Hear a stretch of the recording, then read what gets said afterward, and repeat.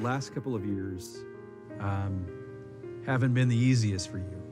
And I get emotional just thinking about it because I remember the day that you announced to the world that you were diagnosed with cancer. Yeah. These last couple of years have been different because here's big, strong youth pastor now all of a sudden leaning on the strength of those around you.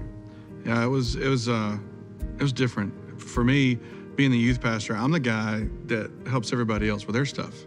You know, I go visit you when you're sick. I go encourage you when you're in a hard time, and suddenly it's me. I wasn't ready for that. I thought I was, but I wasn't. And when you hear a doctor say cancer, it's a scary word.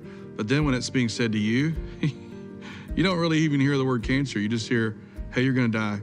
Yeah. And that's kind of just what I heard when he said it. And my doctor's a friend of mine, and normally he just calls me. Like he'll do a test and call me, "Hey, this is what you need to do, you know, this and this and this," or he'll text me or whatever. And so normally it's text messages when I find out my instructions for how I need to deal with something. But that day, I was at a funeral right after my doctor's visit, and I'm at the funeral. And he says, "Mark, I need you to call me." And when I read that text, I was like, something's happening. This is about to happen. And I remember walking out into the lobby and trying to call him and couldn't get through. And I went back in and I waited again and I went back out and called. So there was this little moment of about 8 minutes that felt like about an hour, you know, as I'm waiting to get him on the phone. And he says, "Man, there's you know, they were just going in to check me out for reflux to figure out what my stomach issues were." And he said, "Man, there's a tumor in your kidney and it's about the size of your kidney. And there's a good chance that could be cancer. And that kidney's gonna have to come out." And I'm standing in the parking lot. It's like I'm talking about somebody else's life, you know, but it was me. So it was definitely something to try to get my head around. How hard was it for you coming to grips with the diagnosis? I think the very first thing that popped in my head when he said it was, how am I gonna tell the kids? How are we gonna get the kids through this? I just thought, maybe if I could just get this surgery and be done with this really fast. Keep it Nobody secret. would even have to know, just keep it quiet, you know? And Melanie said, "You know, this is kind of why the church is the church. You really kind of do need to let people pray for you." And Reminds me of a song, maybe you've heard of it, If We Are the Body. If we are the body, yeah. Yeah, and so what I really realized was it was pride. You know, I've always talked to my teenagers a lot and dealt with the fact a lot that sometimes when you want to help somebody who's in a hard time, we're scared that we don't know what to say. So we will avoid them because we don't know how to fix it. But I'd never been on this side of it where I realized sometimes when you're hurting, you don't want to hurt around people because you don't want to feel it, and that's pride. And when we let the body of Christ be the body of Christ and love you where you are and just, you know, be around you, that's how God comforts us, through each other. "Oh My Soul" is a song on this new record that really is a story of how God walked you through this battle with cancer.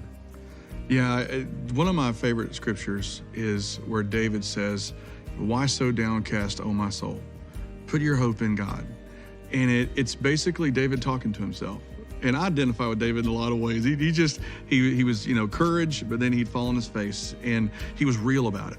That's how he prayed.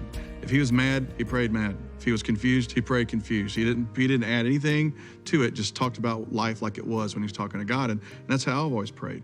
And in that moment in his life, he was talking to his own soul. He's like, "What's your problem? Hey man, pull it together. You know what's true. You know God's got you. Why aren't you letting your feelings run away with you like this? Go back to what you know. You said all this stuff. You wrote all this stuff. You believed all this stuff. It's still real. Even though it's happening to you now, it's still real." And that struggle is what was going in my head, because there were feelings going crazy. But my feelings, as crazy as they got, they kept slamming up against something solid in me, and it was the roots of my faith. And there's a point where your feelings, the things that you feel and fear, has to face the God that you know. And in a storm, you've got to go with what you know more than what you feel. And I remember going into the office that night after everything was over, nobody was around, and going to the office is kind of where I go to be alone sometimes, and sitting down at the keyboard, and the very first thing that came out of my mouth was, "Oh my soul, why are you weary?" And that's where that song started. And you hear in that song the battle going on literally. At one point, you hear this conversation going back and forth. And I think that's where we all live. Can you share the chorus with us? The chorus of the song, to me, a lot of times when a song is inspired by a moment, it'll evolve as you go. But this one really didn't. It really is kind of what it was when it came out. And it's, "Oh my soul, you're not alone. There's a place where fear has to face the God you know. One more day, he'll make a way. You can lay this down. He'll show you how." And it's just knowing one day at a time, I can follow him through a dark place, and he's going to be on the other side of it.